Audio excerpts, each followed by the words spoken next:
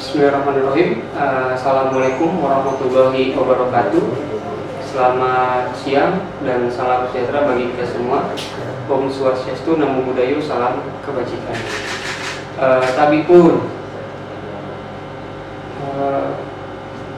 Kami mengucapkan selamat pada teman-teman semua yang telah hadir pada kegiatan masa pengenalan lingkungan sekolah di SMA Negeri 5 ini, yang artinya teman-teman adalah anak-anak yang terpilih untuk bisa bersekolah di SMA Negeri 5 ini. Perkenalkan sebelumnya, nama saya Fatir, atau nama asli saya sih sebenarnya Pak Raja Palali, sarjana ilmu komunikasi ya, tapi biasa dipanggil Fatir. Kemudian pada kesempatan kali ini saya mewakili dari Kepala Badan Narkotika Nasional Provinsi Lampung, yaitu Bapak Brigadir Jenderal Polisi Iwayan Sukawinaya, MSI, selaku Kepala BNN Provinsi Lampung, untuk menyampaikan mengenai gambaran umum penyalahgunaan narkoba ya, dengan tema generasi remaja bersih dari narkoba.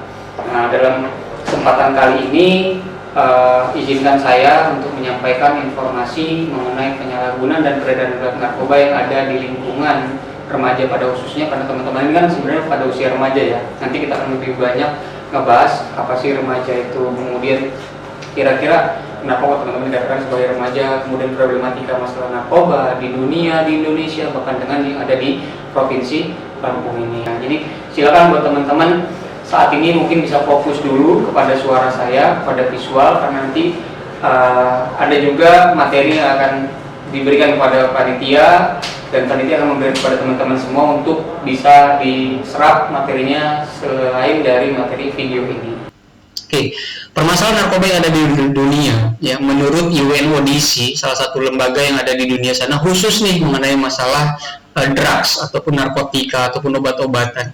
Nah, ternyata menurut UNODC di tahun 2019, di tahun 2017 itu sudah ada hampir 900 narkotika jenis baru atau disebut dengan nama NPS, New Psychoactive Substance, yang mana memiliki efek yang sama dengan narkotika maupun psikotropika, tetapi dalam bentuk, rupa, kemudian mekanisme kerja yang berbeda dibandingkan dengan yang sebelumnya.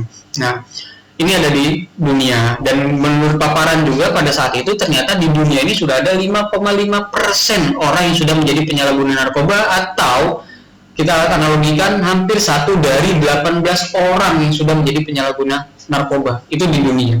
Nah, kemudian permasalahan narkoba di dunia ternyata bukan hanya milik Indonesia. Narkoba itu ternyata menyerang semua negara yang ada di dunia ini, ya, dengan problemnya masing-masing, dengan penegakan hukumnya masing-masing, kemudian dengan aturannya masing-masing di setiap negara ternyata punya masalah yang namanya dengan narkoba ini. Kemudian permasalahan narkoba di Indonesia, kita lihat ada beberapa poin sebenarnya. Kalau teman-teman nanti baca di slide ketiga ataupun keempat ini, teman-teman akan melihat bahwasanya ternyata permasalahan narkoba di Indonesia itu ada 8 poin yang digarisbawahi oleh Badan Narkotika Nasional Republik Indonesia.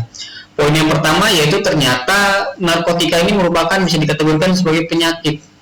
Kenapa penyakit kronis ya? Kenapa bisa membuat seseorang menjadi meninggal secara tiba-tiba, atau kita sebut dengan silent killer, pembunuh secara tiba-tiba.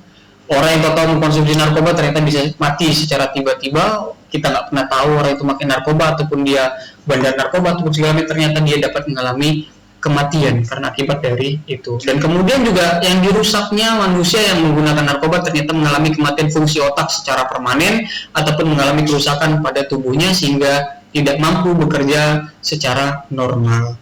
Kemudian yang kedua, letak geografi Indonesia. Ini juga cukup menentukan ya, letak geografi Indonesia ini cukup menentukan di mana kondisinya ternyata Indonesia ini negara kepulauan ya. Kemudian karena negara kepulauan ini akhirnya banyak sekali celah untuk narkoba itu masuk ke Indonesia.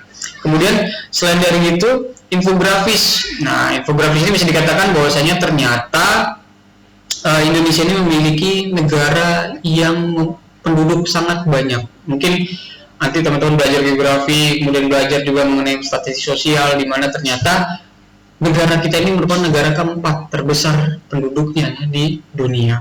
Nah, oleh karena itulah menjadi sasaran ataupun target dari peredaran dan penyalahgunaan narkoba yang ada di dunia itu sendiri. Kemudian yang keempat, jaringan narkotika ini sangat kuat dan rapi sehingga sangat sulit sekali untuk ditembus. Kalaupun kita menembus salah satu jaringan, ternyata muncul lagi di jaringan baru. Kenapa? Karena adanya supply dan demand, di mana supply ketersediaan barang itu muncul, kemudian demand kebutuhan akan barang itu meningkat, dan akhirnya supply meningkat, ini terus berimbang, dan akhirnya apa? Narkoba terus ada di bumi Indonesia ini. Kemudian yang kelima, poin yang kelima itu peredaran gelap narkoba bukan hanya menyasar orang dewasa. Di saat ini ternyata narkoba sudah menyerang anak-anak. Mungkin teman-teman nanti juga bakal tahu nih, saya sebutkan nanti narkoba jenis apa segala macamnya, atau teman-teman bisa lihat juga di sini nanti ada beberapa bentuk narkotika psikotropika, bahan adiktif yang bakal beredar di lingkungan masyarakat, terutama di lingkungan remaja. Jadi teman-teman bisa lihat. Kemudian modus operandi dari peredaran gelap narkoba ini terus berubah. Jadi kalau kita dulu namanya mengedarin narkoba itu katanya tertutup, kalau sekarang ternyata ada lagi yang metodenya bermacam-macam cara, bentuknya pun bermacam-macam, disesuaikan, berinovasi ternyata narkoba ini. Kemudian yang ketujuh adalah sistem dari penegakan hukum yang ada di Indonesia sendiri ternyata belum cukup mampu membuat efek jerah kepada para bandar narkoba ataupun pelaku-pelaku penyalahguna dan peredaran gelap narkoba itu sendiri. Kemudian yang delapan, lembaga pemasyarakatan kita ternyata belum cukup bisa membuat orang-orang yang berada dalam lapas itu bersih dari narkoba. Bahkan berdasarkan hasil yang kami lakukan selama beberapa tahun terakhir ini, masih banyak bandar-bandar narkoba yang ada di dalam lapas tapi terus masih berjibaku untuk menjual narkoba di luar dari lapas. Itu juga masih banyak. Nah, kita lihat ya. Kemudian permasalahannya sendiri ternyata angka prevalensi narkotika yang ada di Indonesia. Kita lihat ini dari tahun 2008 Badan Narkotika Nasional melakukan survei sampai dengan terakhir 2019. Ada hal yang cukup unik. Kenapa saya bilang unik? Ada kenaikan dan penurunan setiap tahunnya dari penyalahgunaan narkoba itu sendiri. Kita nggak tahu nih fenomena apa sebenarnya yang munculnya. Tetapi bisa dipastikan di tahun 2008 menurut data survei kita ada 1,99% orang yang menjadi penyalahguna narkoba.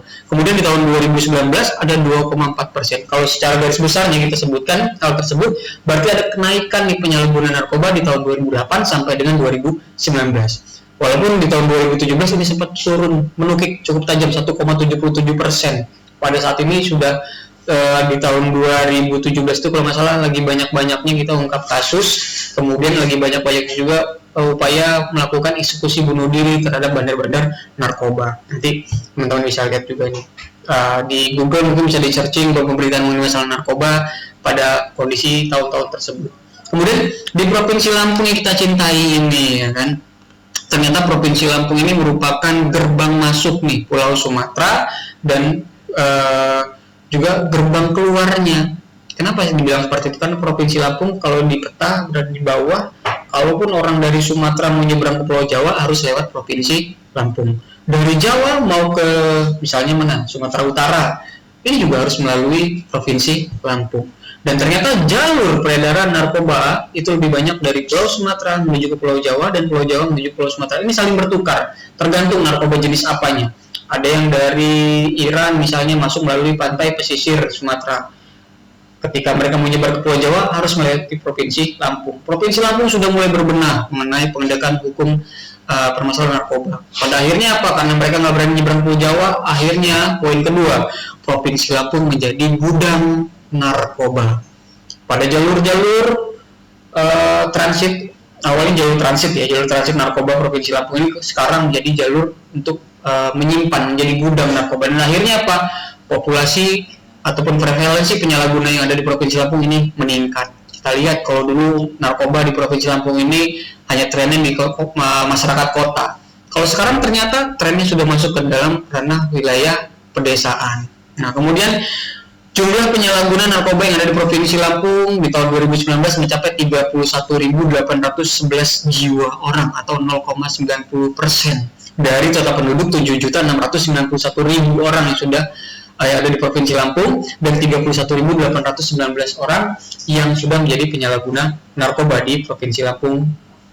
Ini usia 10 sampai dengan 59 tahun ya. Ini menurut dari Pusdidatin BNN, kemudian bekerjasama dengan LIPI.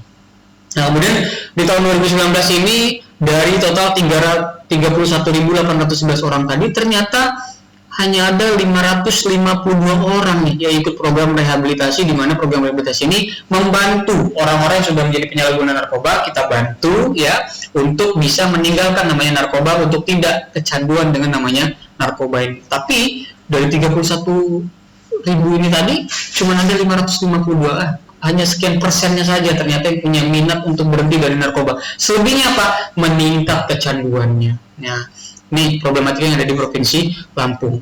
Dan untuk saat ini ternyata narkoba itu nggak kenal usia, tidak kenal gender, mau pria maupun wanita, semua bisa terpapar narkoba. Yang punya pendidikan dari yang gelarnya sarjana, master, bahkan sampai dengan doktor sekalipun ternyata ada yang jadi penyalahguna narkoba, apalagi orang yang tidak punya pendidikan. Dia bisa terpapar dengan namanya penyalahgunaan dan peredaran gelap narkoba.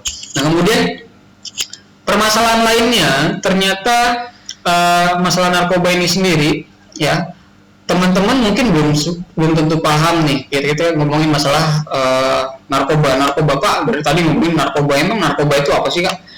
Nah, menurut definisinya narkoba adalah narkotika, psikotropika, bahan adiktif lainnya. Ini diatur dalam Undang-Undang Nomor 35 Tahun 2009 dan Undang-Undang Nomor 5 Tahun 1997. Yang mana dalam Undang-Undang Nomor 35 Tahun 2009 narkotika ternyata dibagi menjadi 3. Nah, tapi kalau kita secara definisinya, narkoba itu adalah zat atau obat baik alami maupun non alami, baik sintetis maupun semi sintetis yang dapat menyebabkan perubahan kesadaran, menghilangkan rasa, dan dapat menimbulkan ketergantungan. Nah, ini masuk dalam definisi narkoba. Jadi semua hal yang mengakibatkan ketergantungan ketika kita konsumsi itu masuk ke dalam narkoba. Nanti kita akan bahas nih. Untuk narkotikanya ternyata dibagi menjadi 3 golongan. Golongan pertama adalah golongan di mana yang memang narkotika ini tidak boleh digunakan dalam pengobatan sekalipun. Ada contohnya ganja, sabu, ekstasi. Nanti kita lihat nih bentuknya seperti apa, kemudian cara kerja dari mereka seperti apa, efeknya seperti apa.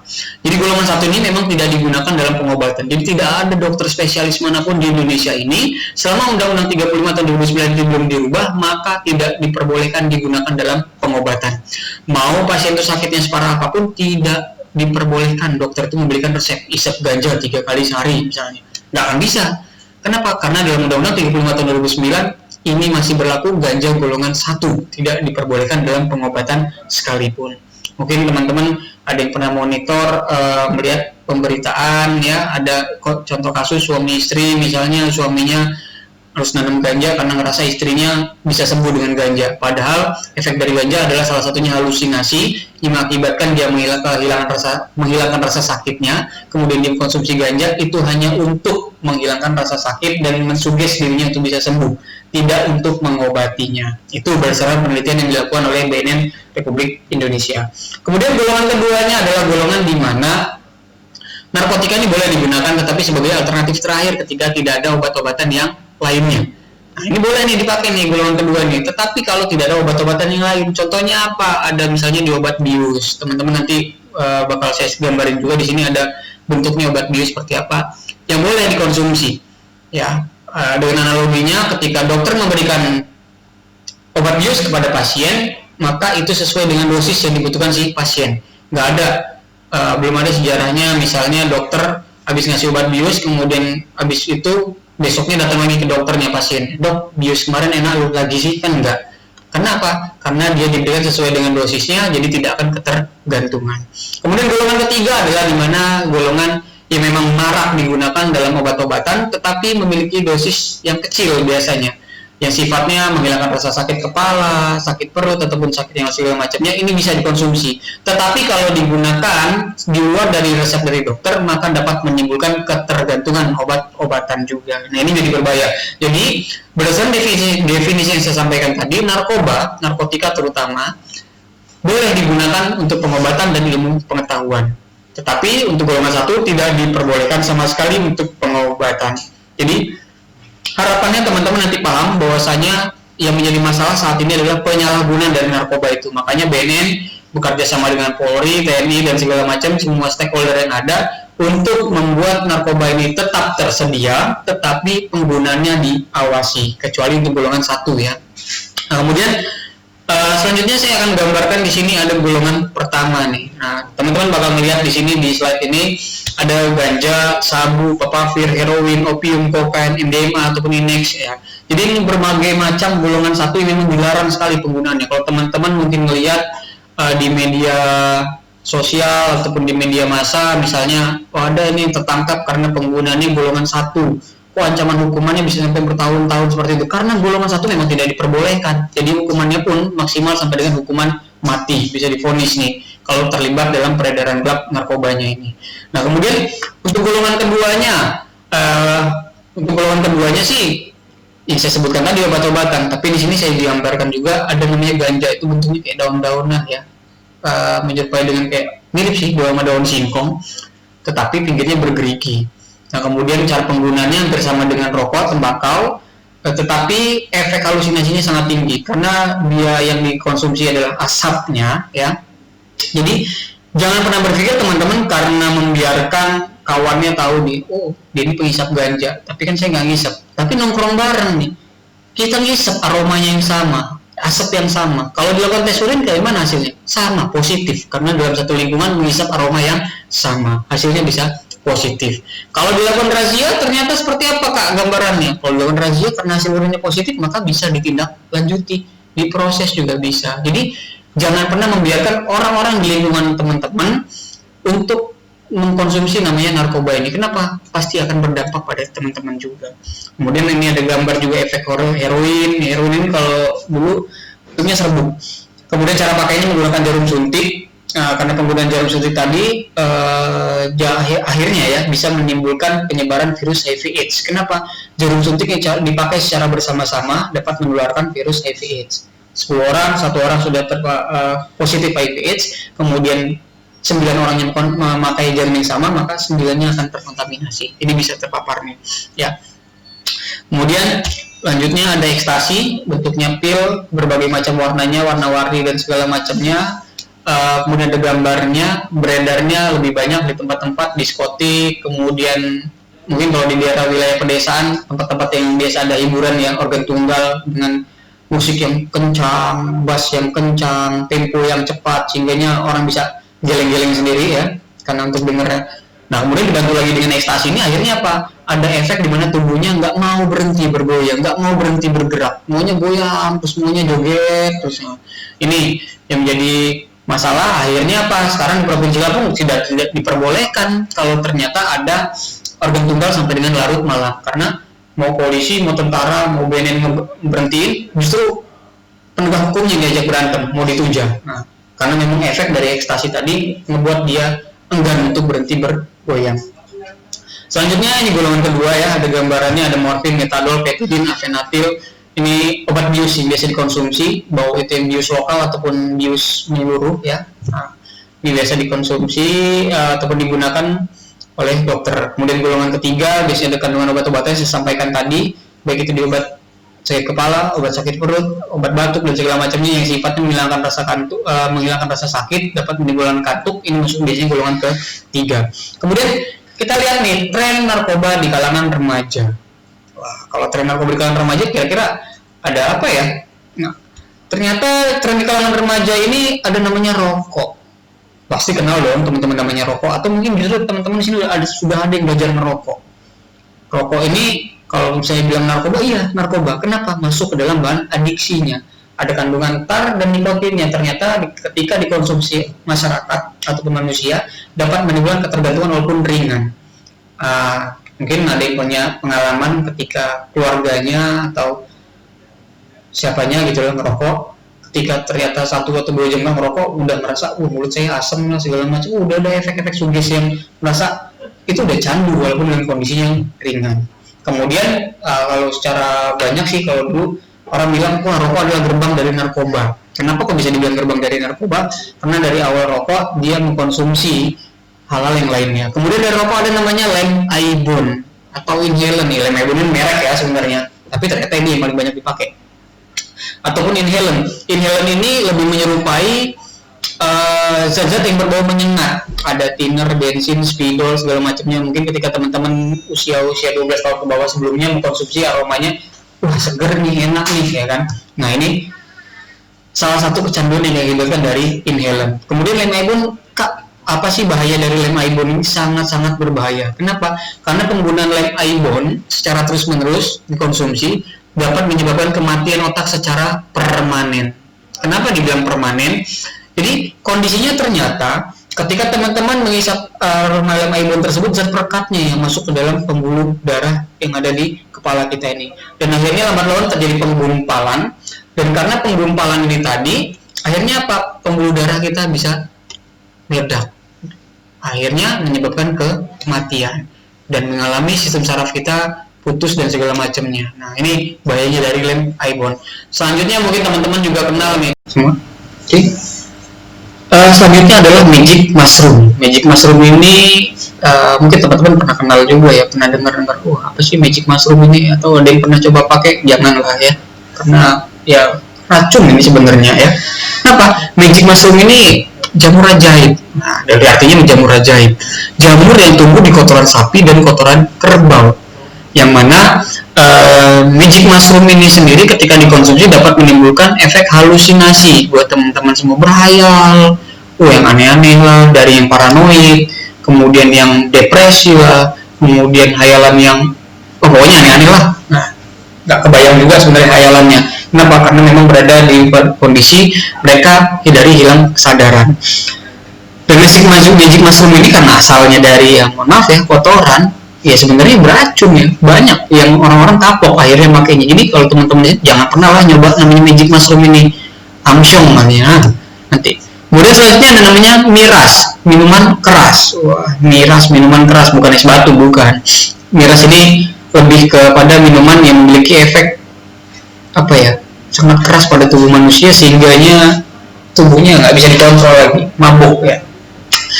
Atau trennya alkohol lah, mungkin teman-teman lebih kenal dengan namanya alkohol. Kalaupun di wilayah-wilayah daerah Provinsi Lampung, Kota Bandar Lampung terutama, banyak nih anak-anak remaja kita yang sudah mulai mengkonsumsi namanya tua, sempurna lah, figur lah ya kan. Itu yang ada yang dari non label sampai dengan berlabel. Kemudian kalau berlabel kan ada yang apa, black label lah, Jack D lah, apalah, anggur lah, segala macamnya banyak nih. Yang minuman keras ataupun alkohol ini ketika dikonsumsi terus-menerus dapat menghilangkan kesadaran dan akhirnya melakukan tindakan-tindakan perilaku di luar dari normalnya tubuh manusia. Nah, kemudian remaja sekarang sudah mulai banyak juga yang kenal dengan namanya golongan satu yang disebutkan tadi, ada ganja, ekstasi ataupun sabu tadi. Nah, jadi banyak juga ternyata orang-orang remaja kita di luar sana yang sudah mulai menggunakan namanya narkoba golongan satu itu. Jadi saya berharap sekali sih siswa-siswi dari SMA Negeri 5 ini nggak terpapar dengan golongan satu ini ataupun narkoba jenis yang lainnya lah. Oke. Kemudian kita masuk ke efek. Efek dari narkoba ini sebenarnya ada 3 ya, stimulan, halusinogen, depresan. Stimulan ini mungkin teman-teman lebih kenal kalau di dunia olahraga dengan namanya doping, dimana ketika orang konsumsinya tubuhnya jadi merasa punya tenaga ekstra, nggak merasa capek-capek. Padahal orang normal sehari butuh tidur kisaran 8 jam ya, atau 5 jam, ada yang mungkin sehari butuh tidur hanya 1 jam. Nah, itu robot biasanya. Kenapa? Karena tubuh manusia sebenarnya butuh minimal 8 jam sehari. Itu udah buat badan kita fit, segar banget ya. Atau di sini ada yang pernah nyoba nggak tidur 2 hari misalnya, pasti hari ketiganya udah senggol bacok tuh ya kan? Udah kesel banget rasanya, udah ditegur orangnya, udah diajak berantem. Orang tuanya bilang, kamar kamu kok berantakan, udah diajak berantem pasti itu. Karena salah satu efeknya, kalau kita nggak bisa susah tidur ataupun kurang tidur, pasti emosi kita tidak stabil. Nah, dari efek stimulan ini, ketika efeknya hilang pada tubuh kita, ternyata kita menjadi orang yang sangat-sangat lemah, lesu, dan segala macamnya lah. Males kita ngapa-ngapain itu. Udah sama kayak orang pingsan jatuhnya ya. Ini setelah pasca efek dari stimulan. Ternyata ada juga nih narkoba yang ketika dikonsumsi menimbulkan efek yang kebalikan dari stimulan tadi, depresan. Ketika dikonsumsi dia menjadi punya perilaku yang wah males ngapa-ngapain, kayaknya udah pak, hidup saya udah nyantai gini aja, mager ya, malas gerak, malas ngapa-ngapain, kayak mikir males, pokoknya hidup dia antara maunya ngelamun aja. Nah, ini depresan, menjadi menekan fungsi otak. Kalau tadi yang stimulan adalah memacu kerja otak, kalau yang depresan menekan fungsi otaknya. Kemudian efek ketiga adalah halusinogen. Seseorang berhalusinasi, berhayal. Ini ada ganja, magic mushroom, tadi itu masuk ke dalam halusinogen. Ketika dikonsumsinya, hayalannya jadi liar. Ada contoh itu remaja habis mengkonsumsi jenis halusinogen ini kan, karena mabok, kemudian nonton film mabok halusinogen, nontonnya film Superman. Naiklah ke lantai 2. Dia berpikir kalau dia Superman, mau lompat dari lantai 2. Itu nggak kayak judul filmnya kan, Superman is dead gitu kan. Nah, untungnya dia koma, ya tapi nggak sadar juga, ujungnya koma yang ngerepotin orang tua juga ya sebenarnya. Jadi jangan sampai lah untuk konsumsi yang narkoba memiliki 3 efek ini. Selanjutnya, teman-teman sebenarnya pada fase remaja saat ini. Menurut WHO, remaja itu adalah usia 10 sampai dengan 19 tahun. Teman-teman ini kelas 10 ya, kelas 10 artinya teman-teman mungkin usianya ada yang 15, 16, 17 mungkin. Kalau ada yang 18 mungkin bisa disebut bangkotan ya, tua ya. Tapi saya pikir mungkin ada juga ya, silakan saja lah. Dan Permenkes nomor 5 tahun 2014 usia 10 sampai 18 tahun. Kemudian BKKBN nyebut usia remaja itu 10 sampai 24 tahun atau belum menikah. Nah, itu masuk dalam usia remaja. Dan kondisi remaja ini ternyata pemimpin kita memastikan bahwasanya remaja itu adalah generasi muda, generasi emas penerus bangsa yang harus kita selamatkan dari peredaran dan penyalahgunaan narkoba itu. Maka oleh karena itu, kami BNN bekerja sama dengan BKKBN, kemudian bekerja sama dengan Polri, TNI, kemudian bekerja sama dengan lembaga-lembaga pemerintah yang lainnya, swasta, masyarakat segala macam, untuk mengupayakan bagaimana generasi muda ini tidak terpapar dari penyalahgunaan dan peredaran gelap narkoba. Ya. Nah, kenapa kok bisa remaja menjadi targetnya? Karena ternyata remaja ini keponya sangat tinggi, pengen tahu banget. Ada hal yang baru sedikit pengen nyoba. Nah ini berbahaya ketika dia ingin tahunya sangat tinggi tetapi tidak didampingi dengan pengetahuan yang baik, wawasan yang baik, justru akhirnya dia mencoba dan akhirnya masuk pada hal yang negatif. Ini sangat berbahaya sekali. Nah kemudian untuk permasalahannya sendiri, kita lihat nih, narkoba dan remaja di Indonesia itu kira-kira seperti apa sih? Ternyata mau remaja pria dan wanita sudah hampir banyak juga yang jadi penyalahguna narkoba. Ya, hampir rata-rata remaja pria dan wanita awal-awal coba pakainya pada usia 17 tahun. Ya usia teman-teman ini sebenarnya, yang mana lagi gemes-gemesnya, lucu-lucunya, lagi pengen ngapa-ngapain aja pokoknya. Apalagi udah punya kawan, udah punya geng, rasanya satu geng itu udahlah kancil banget lah pokoknya ya, nggak bisa dia apain lagi, nggak bisa lepas pokoknya. Kalau yang satu kawan mabuk ya ikut mabuk, kalau satu kawannya digebuk pengen gebuk juga. Nah ini toleransi yang cukup berbahaya ini ya, karena tidak diimbangi dengan hal-hal yang masih berpikir rasional kadang remaja. Nah pada usia 17 tahun juga ternyata menurut penelitian dilakukan Puslidatin dan BNN Republik Indonesia, kemudian dengan LIPI, ternyata usia 17 tahun adalah kelompok di mana awal-awal mereka menggunakan namanya narkoba itu tadi karena keingintahuannya. Yang pria dengan sikap yang pemberontak, kemudian ada yang konflik sosial lah, merasa dirinya paling benar lah, kemudian adanya juga pencarian jati diri yang merasa bahwasanya saya harus jadi ini, saya harus jadi ini, saya harus jadi ini. Nah, kemudian ada juga yang labil ya kan kondisinya, sehingga mengakibatkan mereka terjerumus dalam penyalahgunaan dan peredaran narkoba. Kemudian yang wanita yang memiliki perasaan yang sangat mendalam, akhirnya menghilangkan logikanya ya kan, kemudian mencari jati diri, punya kawan-kawan satu geng tadi saya sebutkan tadi, mengakibatkan mereka terlibat dalam penyalahgunaan dan peredaran gelap narkoba. Ya. Kemudian kalau kita lihat ternyata awal mula nih lingkungan penyalahgunaan narkoba yang ada di Indonesia ini, kalau berdasarkan lokasinya, kota masih dominan dibandingkan desa. Ya, masyarakat kota, remaja kota itu lebih banyak mengkonsumsi narkoba dibanding masyarakat desa. Tapi tidak bisa dipungkiri ternyata masyarakat desa saat ini Provinsi Lampung khususnya sudah banyak juga yang menjadi penyalahguna narkoba. Nah kemudian dari awal kamu coba pakai tadi, ternyata 93% orang yang menjadi pecandu narkoba diawali dari mana? Dari pertemanan, teman yang nawarin. Ada yang secara dipaksa, dicekokin bahasanya mungkin ya. Kemudian ada juga yang secara karena toleransi sama temennya, dia mabok, saya juga harus mabok, dia pakai, saya juga harus pakai ya kan. Nah, kemudian ada juga karena temennya apa? karena dia mungkin lagi hilang masalah dan segala macam, masalah saya lagi bertubi-tubi nih Pak, kayaknya besok nggak selesai lagi hidup saya nih, akhirnya ada kawannya nawarin narkoba, pengen juga pakai narkoba. Nah ini masuk ke dalam kategorinya teman tadi yang mengajak untuk menggunakan ataupun mengenalkan dengan namanya narkoba. Nah kemudian lingkungan mana sih kalau sekarang ini yang kira-kira rentan terhadap penyalahgunaan dan peredaran narkoba di lingkungan remaja? Ada yang namanya rentalan ya, rental PlayStation ataupun warnet, game online, ini juga satu wadah mereka ternyata untuk menggunakan namanya narkoba itu. Ini banyak juga nih anak-anak remaja kita ngomongnya sama orang tuanya ke warnet, ada tugas segala macam, tapi ternyata justru mabok-mabokan di warnet. Ini banyak juga nih, sampai yang larut malam lah, sampai nginep di warnet segala macamnya. Ada juga yang kecanduan game online, ditambah lagi kecanduan narkoba. Bahaya sekali itu. Kemudian ada tempat-tempat karaoke. Nah ini juga nih tempat-tempat di mana narkoba itu beredar, dangdutan ya, organ tunggal, genjut semalam, ataupun itu yang sifatnya ada musik dengan tempo yang cepat dan segala macamnya, yang sehingga bikin pala orang geleng-geleng sendiri. Nah kemudian ada lagi arena-arena bermain, arena biliar, bowling ataupun segala macamnya, itu juga menjadi salah satu tempat ya mereka untuk mengedarkan dan menjadi penyalahguna narkoba. Nah kemudian permasalahan narkoba itu kalau di BNN kita nyebutnya ada namanya P4GN. Apa sih P4GN? Yaitu pencegahan, pemberantasan, penyalahgunaan dan peredaran gelap narkoba. Yang mana permasalahan narkoba ini ada demand dan supply yang saya sebutkan tadi. Ada permintaan, ada pasarnya, ada ketersediaan barangnya. Ya, karena kedua ini saling berkaitan, akhirnya narkoba terus ada di muka bumi Indonesia ini. Goalnya, bagaimana upaya pencegahan ini adalah bagaimana ketika teman-teman remaja di sini menolak untuk tidak menjadi penyalahguna narkoba. Kemudian ketika nanti ternyata narkoba itu ya kalau bahasanya ya udah diskon, dibuat murah semurah apapun, ternyata masyarakatnya udah berpikir teman-temannya, itu narkoba itu nggak boleh dipakai.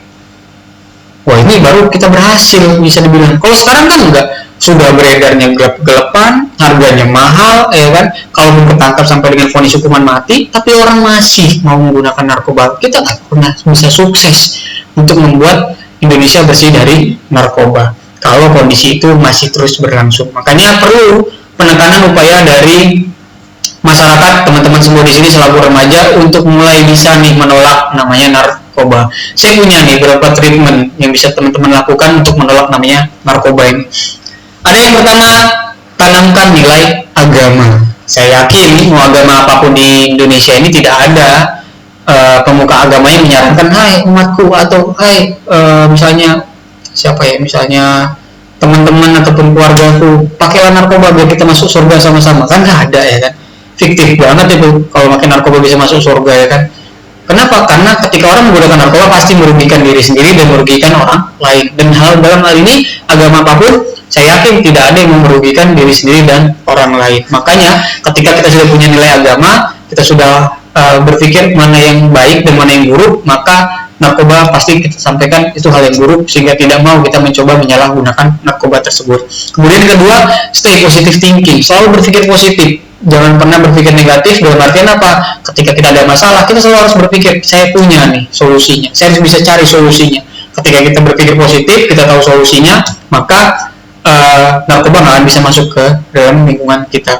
Kemudian selanjutnya ada mengasah minat dan bakat, di mana teman-teman di sini kalau sudah punya cita-cita tentunya ya harus diiringi dengan minat dan bakatnya. Life skill ya tentu pasti, soft skillnya juga diimbangi, sehingganya apa?